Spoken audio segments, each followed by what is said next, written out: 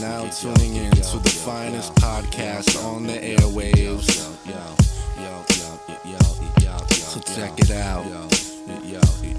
We got a lot in store for you. Going to sell merchandise, everybody coming up to us being like, damn, you know what I mean? This was the craziest show we ever had. Bye-bye. I go home, I drive home from Springfield, Massachusetts, and as I'm going home, I'm listening to the news about this COVID-19 shit. And I'm like, oh man, I hope this shit ain't crazy. Like Wuhan, China, Oh, fucking don't you know, I get home and I get to work that day or the next day. And they're like, yeah, everything's shut down for life, yo. Don't even go back outside for the next 3 years, but that's it, baby. Shut it down. Everybody. I was like, what the fuck? This shit was bananas. And now it's COVID. Now, did the record label drop you because of COVID, or did the record label drop you because everybody split? It was just indefinite. Everybody split. Everything was indefinite. How did you know that you wouldn't have got, after COVID was done, you guys wouldn't have came out and started banging? Yeah, I know. And we stayed together a lot of the time, you know what I mean, during it too, like probably 3 years during COVID. You guys could have done your thing inside and played. But our bread and saying? butter was live performance, and that's where it all messed up. Like, we had 2 albums that we had put out. We had the last album that we put out during COVID, yo. We had to put it out during COVID. Like, that shit was crazy. Everybody was listening, but we couldn't go perform the shit. You know what I mean? Like, for another 2 years. We wish we would have made it last year. You know what I mean? Like, or whenever it dropped off. Last year. Yeah, damn. Last year, when COVID finally stopped. That sucks. Being crazy outside. And everybody stopped having to wear a mask outside. It was just last year, from 2020. It's been 4 fucking years of this shit. Like, we're still got it. Still a thing. Still a thing. Yep, so the whole time that it was murderous and killing people, we was off. Yeah. We was off the chart, We was off the grid with it. But my family has benefited from it. Aftermath, my family benefited from it so much. I have 5 beautiful kids from it, you know what I mean? Like, both my daughters, all 4 of my daughters are Rhodes Scholars. All of them make straight A grades and go to college and are amazing. I can't even believe that's a true fact and statement. Like, all of my kids are straight A students. My son is on the way, you know what I mean? Like, all of them play sports. My daughter played football for East Lyme. My other daughter plays volleyball. My other daughter's a track star. My son played ball. Like, they all got that from dad, you know what I mean? They're all musical in their own little way. Everybody sings. I was just going to ask that. Do any of them sing or anything like that? Everybody got a voice. Everybody can sing. Why don't you start a band with them? Yeah, I mean, you never know, you know what I mean? The next Jackson 5. Yeah. The Flowers. The Flowers 5. You never know. Like, you know what I mean? Like, you never know. You never know. You don't. You never know. Like, you don't. And it's been real, cousin, to be like, you know, people walk up to you and your family and be like, yo, aren't you Bobby Flo? And you're like, yeah. And they like, yo, can I like get your autograph or like give you a hug or something, bro? Like, we named our kids after you and Ryan, like, from the craziness that we had babies after that shit, like, and, you know, people would tell you, like, it was crazy, the love that we got from everybody, and shout out to everybody that loved us and took care of us. It was wild. We had the green light to go to everywhere. I know the bottoms of places that people don't even know exist because everybody was trying to get us into some place and treat us, you know, with that to kind of love. It was crazy. It was like you were the unofficial mayor of the town. Is your white boy still around?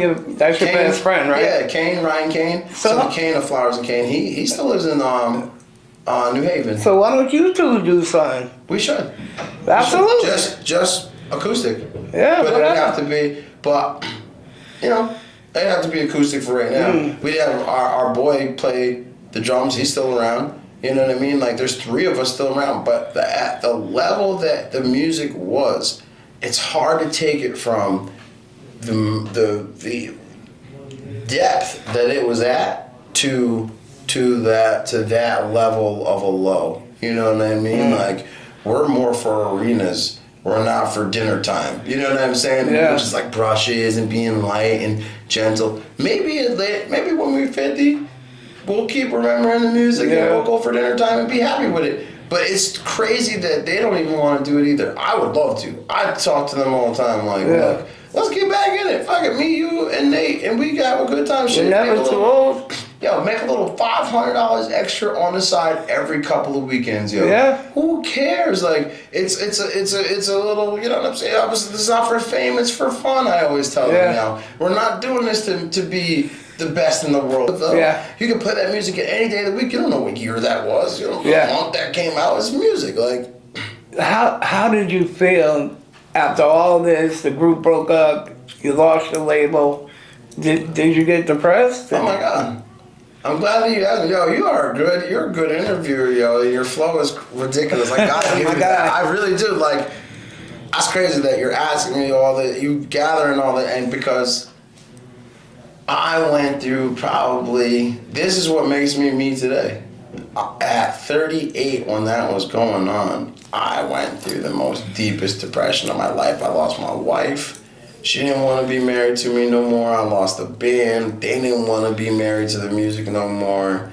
You know what I mean? And those were the two most things that I prided myself on and thought I was going to have for life. You know, my wife was fucking beautiful, bro. Holy shit. Like, talked like this, long black hair, Albania. Oh my body, like you couldn't fucking believe. Like,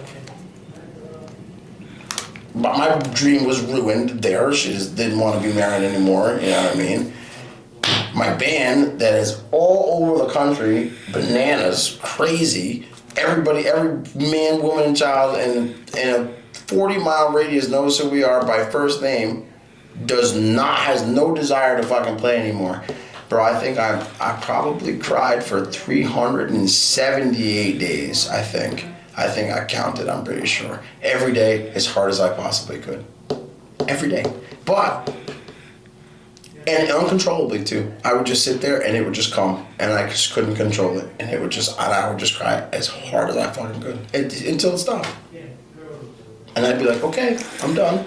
It's because you loved it. Yo, with everything I had. Love my wife, love that band, love everything I lost both at the same time. So I went through tremendous PTSD. I went through tremendous what's the word? Grief. Real grief for a year. I went through real grief for a year. I had to like look it up and think about it and talk about it. I went through tremendous. This is what makes me who I am today. Truly. And a lot of talks with God taking me through, you know, every place that I messed up at to get it to here, you know. Not that I messed up that bad with the band, but I think I messed it up more with my wife. God's a good God. Yo, he is. And he took me through what I like to call Christmas past, present, and future. Yeah. And let me know, like, hey, bro, while you was out there doing the things you was doing, like, you shouldn't have fucking been doing those things. This is why I took everything from you. Because you was not playing right with the gifts that I gave you. You was barely, you know, I pride myself on someone that didn't drink a lot, but did I drink? Hell yeah. I pride myself on someone that doesn't do a lot of drugs, but were we doing drugs back then? We sure as shit were. When people were handing them to you for free, sure, we'll try them. Like, you know, I pride myself on being somebody that's really loyal. Was I loyal to my wife back then? Nope. Not at all. Not when you have 300 fucking incredible women after you no matter where you go every night. They're just purring on you and looking at you and want you and want to take you back to their room. And I had some nights I really tried not to and I didn't. And some nights I wasn't so great at that. You know what I mean? I'm a man. I have, you know, weaknesses. And boy, were there ones that could make you weak. Holy shit. So you got a lot of pussy, huh? Man, beyond belief. Like, more butt than ashtrays. more, yo. Oh my God, there was a moment in time when I was really putting the fucking holy fuck, like, man, like. Whew. Yeah, orgies and shit? Not to that extent. No? Nah, I mean, there was a couple, but they weren't as fun. I'll tell you a funny ass story though. I'm here to hear it. One night I'm in Block Island, and these two girls are like, now listen, we loved your show. I'm like, oh, thank you, I appreciate it. Da da da. She was like, you can have me and my sister tonight at our hotel. Her and her sister was uglier than shit. I had to say no. I was like, ah. The sister like,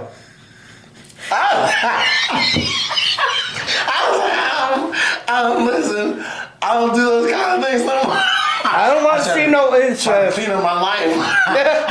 I just found Jesus. I'm not cleaning my life. I can't do it. I can't do things like that no more. I cannot. Oh, man. That shit was so funny, yo. So, I mean, You could have drank a little bit. No, not that much. They were like, you got two of us. You dick Sanka still can't go. The sister looked good, but this other one didn't. They both was. Oh, they were both ugly. They was both ugly. So, I mean, I realized, maybe that wasn't the right track to go. Yeah. But a lot of one-on-one encounters. You know what I mean? Check on your file. News, life, and beyond podcast. Putting you in dirt. Other shows gone fast. We rock from the winter all the way to June. And pick it back up on the clock till noon. Blessing your mind with the 45th rhyme that I wrote.